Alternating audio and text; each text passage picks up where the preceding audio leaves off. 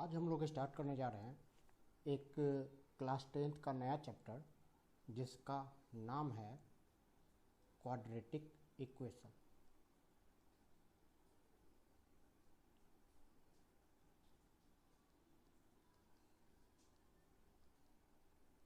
अब इस quadratic equation में पहले हम लोग जानेंगे कि क्वाड्रेटिक इक्वेशन बोलते किसको है।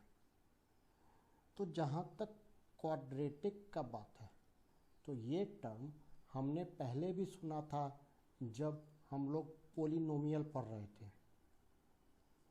अब पोलिनोमियल में जो क्वाड्रेटिक पढ़ाया गया था उसमें क्या था, क्वाड्रेटिक पोलिनोमियल क्या था। तो एक एग्जांपल लेते हैं हम। जैसे एक एग्जांपल लिए हम 2x² प्लस 5x प्लस 6। अब ये जो एग्जांपल लिया गया इसमें जो डिग्री है यानी कि इस पूरे पोलिनोमियल का जो डिग्री है वो डिग्री कितना है 2। तो ऐसे पोलिनोमियल को हम लोग बोलते हैं क्वाड्रेटिक पोलिनोमियल। जैसे एक और एग्जांपल देखते हैं 7x² प्लस 3x माइनस 2। अब ये जो पोलिनोमियल बना इसका भी डिग्री कितना है 2 है, इसीलिए ऐसे पोलिनोमियल को हम लोग क्या बोलते हैं क्वाड्रेटिक पोलिनोमियल। अब ये तो बात हो गया कि क्वाड्रेटिक पोलिनोमियल क्या है, लेकिन हम लोग को पढ़ना है कि क्वाड्रेटिक इक्वेशन किसको बोलते हैं। तो यही जो एग्जांपल था मेरे पास, इसी एग्जांपल को थोड़ा सा चेंज करके देखते हैं।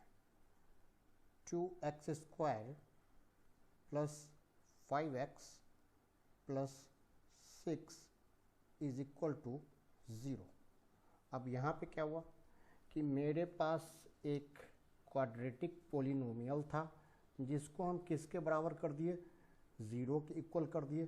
तो ये पूरा का पूरा मिल करके बन गया क्वाड्रेटिक इक्वेशन। जो सेकेंड था मेरे पास example 7x² plus 3x minus 2 is equal to 0।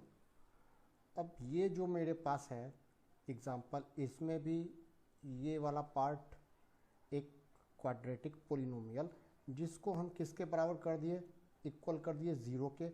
तो पूरा कलेक्टिवली एक साथ मिलकर के बन गया क्या, तो क्वाड्रेटिक इक्वेशन। क्वाड्रेटिक इक्वेशन में एक बात का ध्यान रखना है। ध्यान क्या रखना है कि कोई सा भी इक्वेशन हो लेकिन उसका डिग्री कितना होना चाहिए, 2 होना चाहिए। अगर डिग्री 2 है तब तो वो इक्वेशन मेरा क्वाड्रेटिक इक्वेशन होगा। अगर डिग्री 2 नहीं है तो वो क्वाड्रेटिक इक्वेशन नहीं होगा। जैसे कुछ एग्जांपल लेते हैं, मान लीजिए कुछ एग्जांपल लेते हैं 2x² plus 4x plus 3 is equal to 0। दूसरा एग्जांपल लेते हैं 7/x²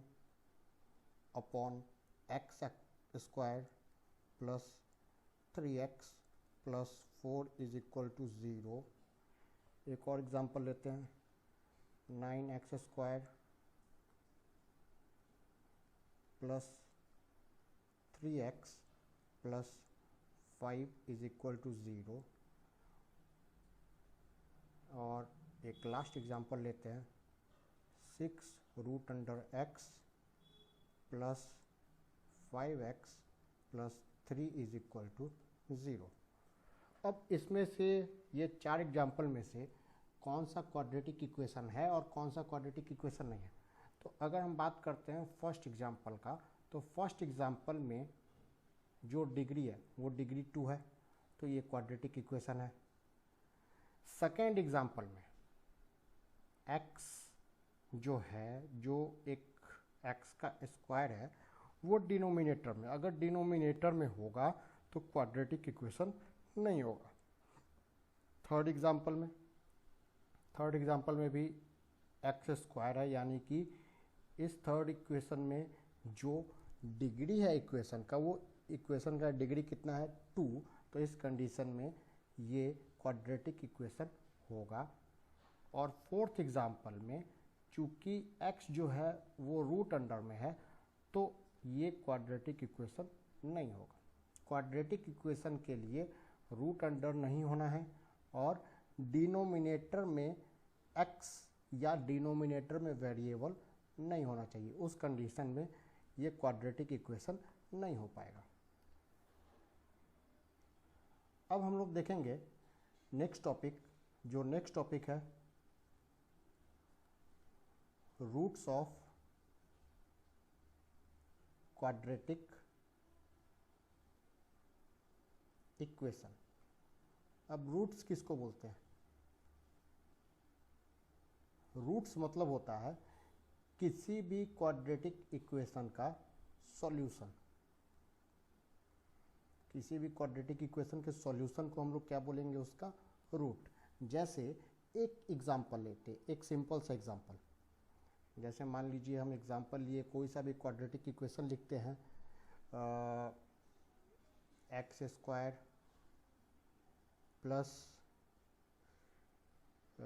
एक्स स्क्वायर के बाद मान लीजिए ले लिए 6x plus 8 is equal to 0। ये एक क्वाड्रेटिक इक्वेशन ले लिए। अब इसका रूट्स निकालना है। रूट यानी कि यहाँ पे जो वेरिएबल है, वेरिएबल क्या है यहाँ पे? x वेरिएबल है। इस वेरिएबल का हमको क्या निकालना है? वैल्यू। अगर हम इस वैल्यू निकाल लें इस वेरिएबल का तो क्वाड्रेटिक इक्वेशन का हम लोग क्या निकाल सकते हैं? उसका रूट आसानी के साथ निकल जाएगा। यानी कि वैल्यू निकला और वही वैल्यू क्या हो जाएगा? उस क्वाड्रेटिक इक्वेशन का रूट। अब निकालते कैसे? तो इसमें क्वाड्रेटिक इक्वेशन में हमको जब रूट निकालना है तो उसमें देखेंगे कि 3 टर्म दिया हुआ। फर्स्ट टर्म जो एक्स स्क्वायर है, सेकेंड टर्म जो प्लस 6x है और लास्ट टर्म जो 8 है। तो जब क्वाड्रेटिक इक्वेशन हम लोग सॉल्व करते हैं तो उस कंडीशन में हम ध्यान में रखेंगे लास्ट टर्म को, यानी कि 8, और जो फर्स्ट टर्म है, फर्स्ट टर्म में यहाँ पे नंबर कौन सा है? कोई भी न्यूमेरिकल वैल्यू नहीं है, यानी कि न्यूमेरिकल वैल्यू क्या हो गया? 1। लास्ट टर्म और फर्स्ट टर्म दोनों को क्या कर देंगे हम? मल्टीप्लाई। तो मल्टीप्लाई करने के बाद कितना आ गया? 8। ठीक है। अब बचा मेरे पास मिडिल टर्म। तो ये तो हो गया मेरा लास्ट और फर्स्ट का मल्टीप्लिकेशन। और जो मिडिल टर्म है, मिडिल टर्म क्या चीज़ है? 6। अब 6 को हमको 2 पार्ट में डिवाइड करना है। 2 अलग अलग पार्ट में हमको उसको तोड़ देना है, यानी कि उसका पेयर बनाना है। पेयर इस तरह से बनाना है, जैसे मान लीजिए कि मेरे पास हम 6 को क्या लिख सकते हैं? 6 को हम लिख सकते हैं 2 + 4। 6 को हम लिख सकते हैं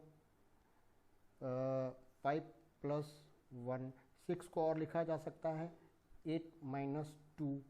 इन सारे को सॉल्व करने पे कितना आता है? आता तो 6 है, लेकिन हमको इस दोनों नंबर का जो मल्टीप्लाई है, यानी कि 2 और 4, इसका मल्टीप्लाई 5 और 1 का मल्टीप्लाई, या 8 और 2 का मल्टीप्लाई किसके बराबर आना चाहिए? 8 के बराबर आना चाहिए। तो उस कंडीशन में हम इसको कैसे सॉल्व करेंगे? तो उसको सॉल्व करने का तरीका है, जो मेरे पास 8 आया था, यानी कि ये जो 8 आया था, जो मल्टीप्लिकेशन था फर्स्ट और लास्ट टर्म का, उसका हम क्या कर देंगे? Prime factorisation. तो प्राइम फैक्टराइजेशन करेंगे तो 2 से कटेगा, ये आ गया, यानी कि आ गया 8 का प्राइम फैक्टराइजेशन क्या चीज़? 2 × 2 × 2, इतना आ गया। अब प्राइम फैक्टराइजेशन आने के बाद इसको हम सॉल्व कैसे करेंगे? तो कैसे सॉल्व करेंगे? तो ये 2 × 2 कितना हो जाएगा? 4, और यहाँ से क्या बचा? 2।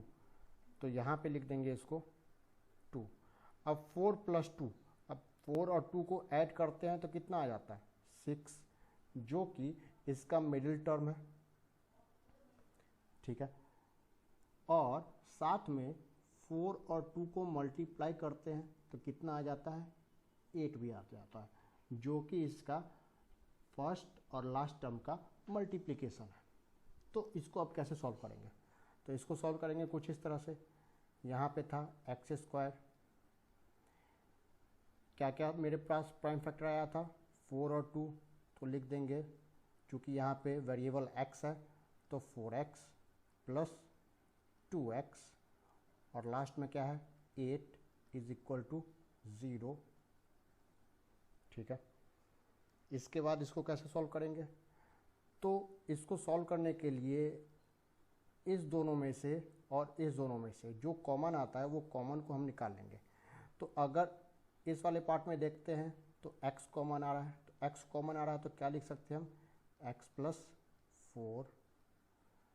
सेकेंड वाले पार्ट में क्या कॉमन आ रहा है 2, तो क्या लिख सकते हैं इसको x plus 4 is equal to 0।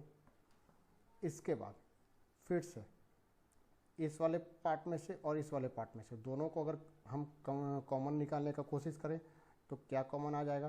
तो कॉमन आ जाएगा x प्लस 4। तो यहाँ से क्या बचा? यहाँ से बचा बस x और इधर से बचा प्लस 2 इज इक्वल टू 0। यानी कि x प्लस 4 किसके बराबर हो गया? 0 के बराबर हो गया, और साथ में x प्लस 2 किसके बराबर हो गया? 0 के बराबर हो गया। तो इस कंडीशन में x का वैल्यू आ गया -4 और एक जगह x का वैल्यू आ गया -2।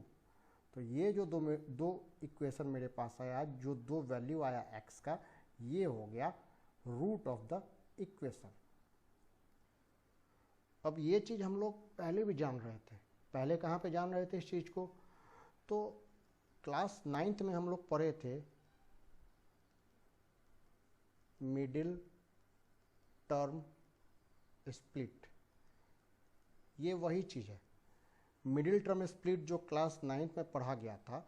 ये मिडिल टर्म स्प्लिट को ही यूज़ करके हम लोग यहाँ पे क्वाड्रेटिक इक्वेशन के वैल्यू को निकालना सीखे कि किस तरह से उसका वैल्यू निकलता है। चलिए नेक्स्ट एग्जाम्पल देखते हैं। नेक्स्ट एग्जाम्पल है मेरे पास एक्स स्क्वायर माइनस 3x और प्लस 10 इज इक्वल टू 0। अब यहाँ पे फर्स्ट टर्म के साथ कौन सा नंबर है? तो यहाँ पे कोई नंबर नहीं है तो लिख लेंगे 1। लास्ट टर्म 10 है तो 10। फर्स्ट और लास्ट टर्म को मल्टीप्लाई कर लेंगे, कितना आ जाता है? 10 आ जाता है। ठीक है, मिडिल टर्म क्या चीज़ है? 3। तो फर्स्ट और लास्ट टर्म को कुछ इस तरह से तोड़ना है कि उसका सम कितना आ जाए 3 और उसका मल्टीप्लिकेशन कितना रहे 10 ही रहे। तो उसके लिए हमको क्या करना पड़ेगा? इस 10 को लेंगे और उसका प्राइम फैक्टराइजेशन कर देंगे 2 से 5 टाइम्स और 5 से 1 टाइम। यानी कि 10 का प्राइम फैक्टराइजेशन क्या आ गया? कौन कौन सा प्राइम फैक्टर आ गया? तो 2 और 5। तो इस 2 और 5 के साथ हम ऐसा क्या करें कि वो 3 के बराबर आ जाए? तो जाहिर सा बात है हम 5 माइनस 2 कर देंगे इज इक्वल टू 3 आ जाएगा। लेकिन हमको लेकर के आना कितना है? हमको लेकर के आना है -3। तो उस कंडीशन में हम क्या करेंगे? इसको लिख देंगे 3 minus 5 is equal to, sorry 3 नहीं, इसको हम लिखेंगे 2 माइनस 5 इज इक्वल टू -3। अब 2 और 5 को मल्टीप्लाई करते हैं तो 10 के बराबर भी आ जाता है और इस दोनों का सम या डिफरेंस किसके बराबर आ जाता है? -3 के बराबर भी आ जाता है। तो इसको अब लिखेंगे आगे। हम इसको कैसे लिखेंगे? तो इसको लिखेंगे एक्स स्क्वायर, प्राइम फैक्टर क्या क्या आया था? तो plus 2x minus 5x plus 10 is equal to 0। अब कॉमन लेंगे इस वाले में से, पहले दो पार्ट में से कॉमन और अगले दो पार्ट में से कॉमन। कैसे कॉमन लेंगे? तो इसमें से कॉमन क्या आ जाएगा, तो यहाँ से कॉमन आ जाएगा x, तो बचेगा x प्लस 2, और नेक्स्ट वाले में से कॉमन क्या आ जाएगा, तो नेक्स्ट वाले में से कॉमन आ जाएगा -5, तो क्या बचेगा x plus 2 is equal to 0। अब इस पूरे में से कॉमन क्या आ जाएगा, तो इस पूरे में से कॉमन आ जाएगा हमको x प्लस 2 दोनों में है, तो क्या बचा x और -5 इज इक्वल टू 0। अब यहाँ पे ध्यान देना है कि x प्लस 2 किसके बराबर हो गया, 0 के, और x माइनस 5 किसके बराबर हो गया, 0 के, यानी कि x का वैल्यू यहाँ पे -2 और यहाँ पे x का वैल्यू +5। तो ये दोनों जो हो गया, ये हो गया मेरा क्वाड्रेटिक इक्वेशन का रूट, यानी कि उसका सॉल्यूशन। ठीक है, एक और एग्जांपल लेते हैं। अब इस बार थोड़ा सा अलग टाइप का एग्जांपल लेते हैं। अब एग्जांपल लेते हैं, मान लीजिए कि हम लिखे x plus 3 upon x plus 2 is equal to 3x minus 7 upon 2x minus 3।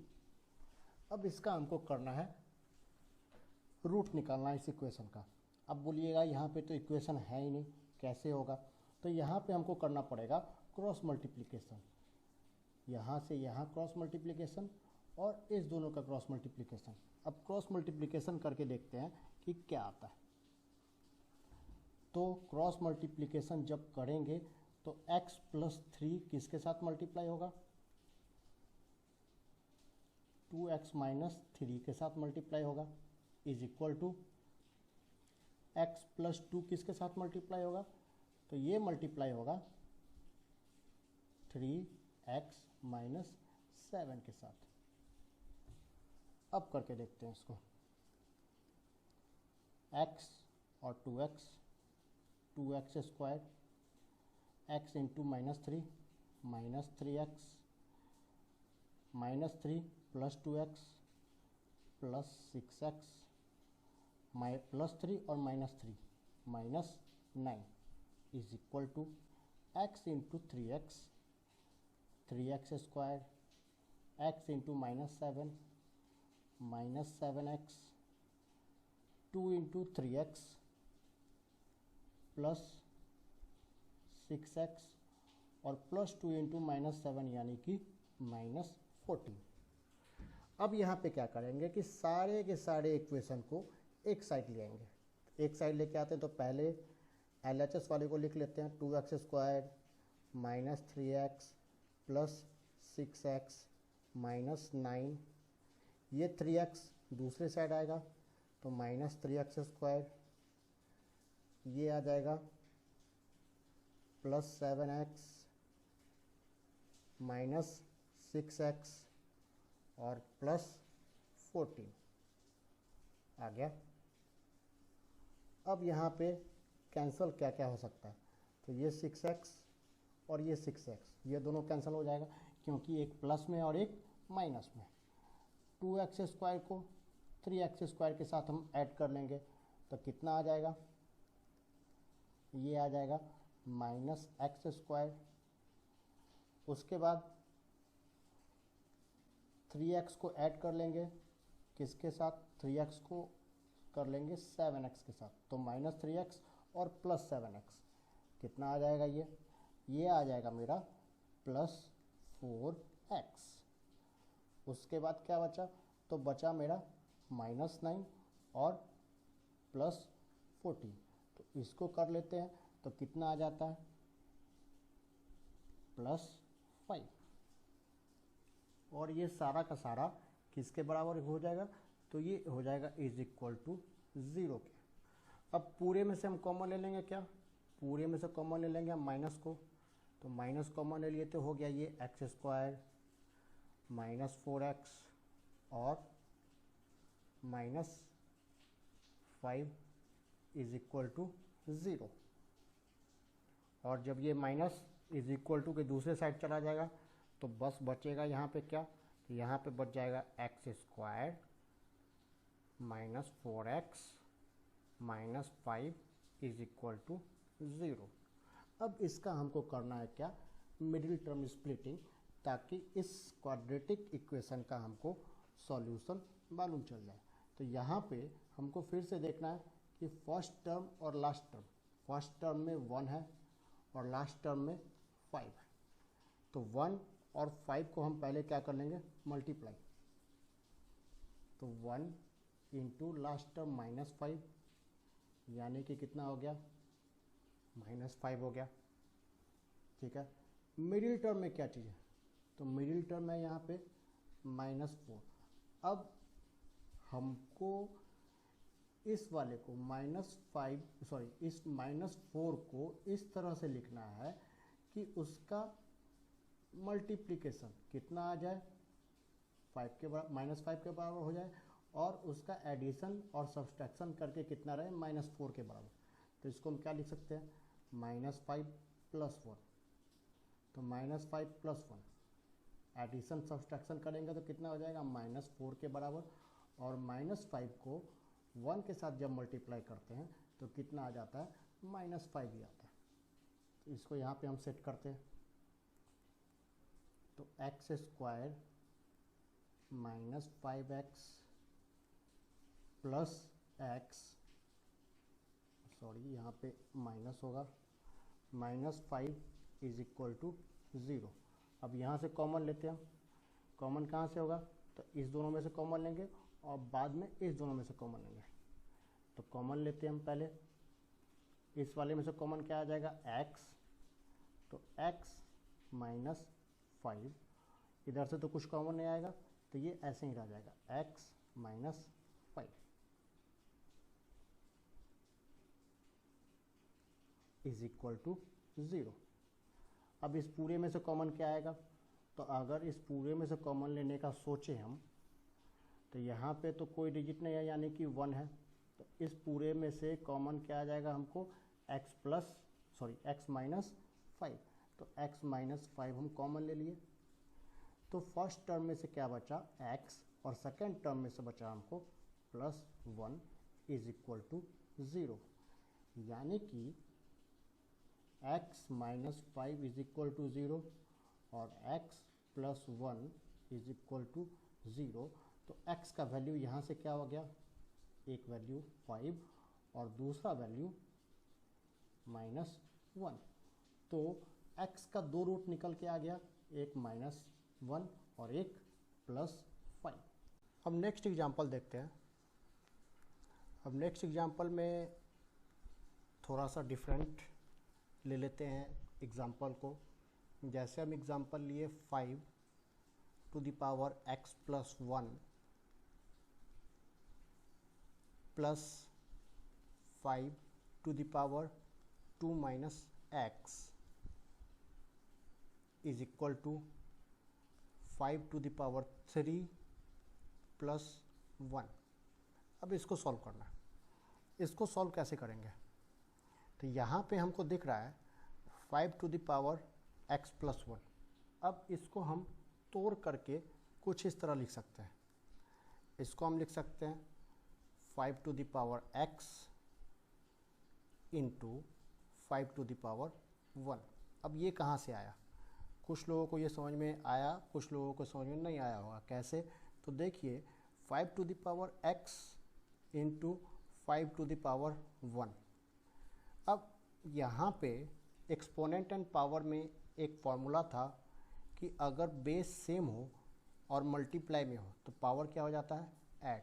तो इसको हम क्या लिख सकते हैं, 5 टू द पावर x + 1। तो जो मेरा ऊपर में लिखा हुआ था उसको हम तोड़ करके 5 to the power x into 5 to the power 1 हम लिख दिए। और सेकंड वाले में हम क्या किए, तो सेकंड वाला था मेरे पास 5 टू द पावर 2 - x।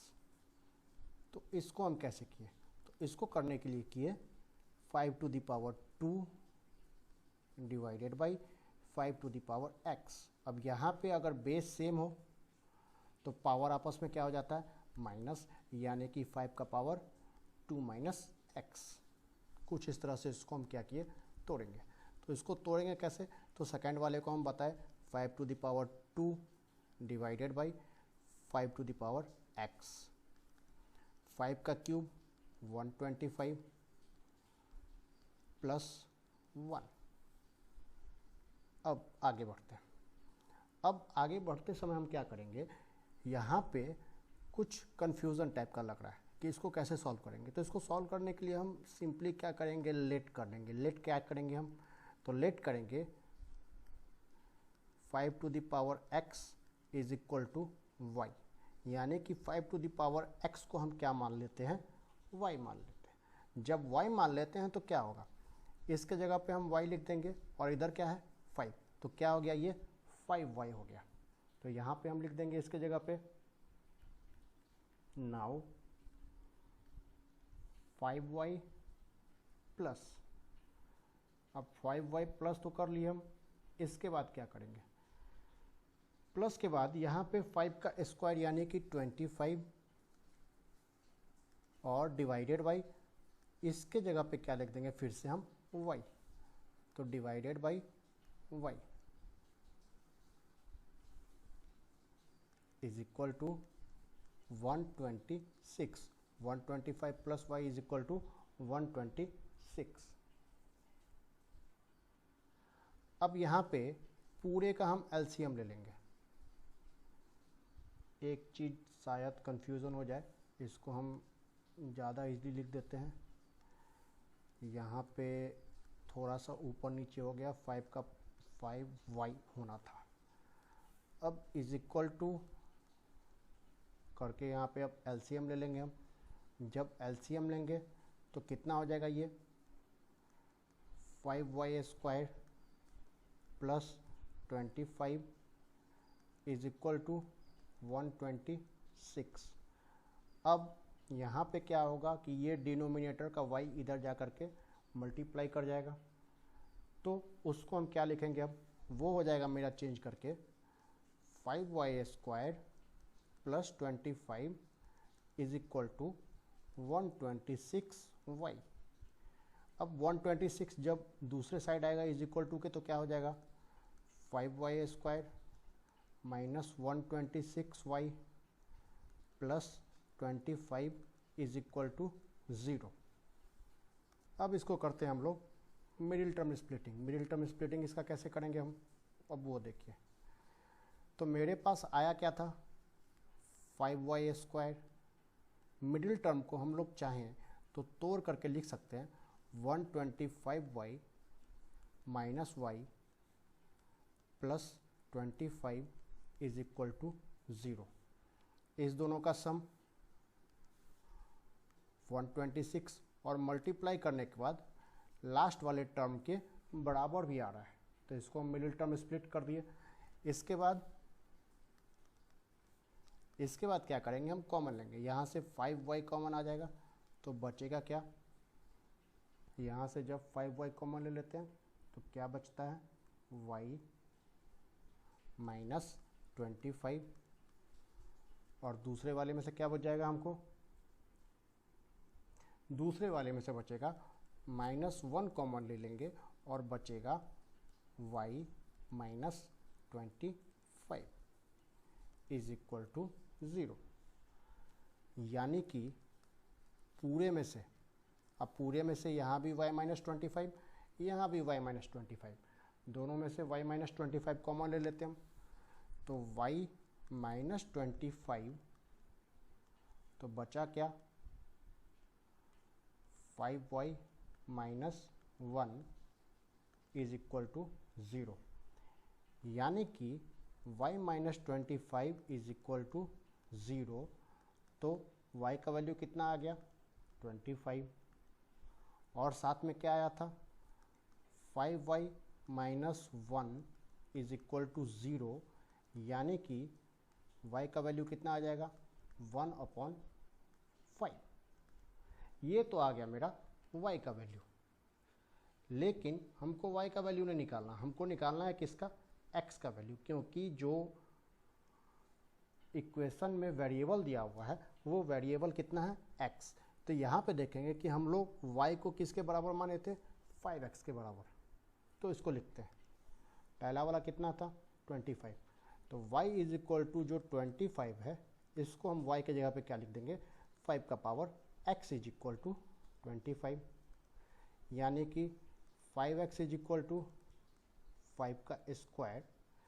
तो इसका मतलब हो गया कि x का वैल्यू कितना हो गया 2। तो ये हो गया मेरा x का पहला value, x is equal to 2। अब आते हैं दूसरे वैल्यू पे। दूसरा वैल्यू कैसे निकालेंगे अब हम? तो दूसरे कंडीशन में y इज इक्वल टू दिया हुआ है 1/5। अब ये तो दे दिया, y को हम लोग क्या माने हुए 5 का power x, 5 raise to the power x is equal to 1/5। तो इसको हम लिख सकते हैं 5 to the power x is equal to 5 raise to the power -1, यानी कि x का वैल्यू इज इक्वल टू -1। ये हो गया मेरा x का दूसरा वैल्यू, यानी कि दोनों रूट आ गया मेरे पास।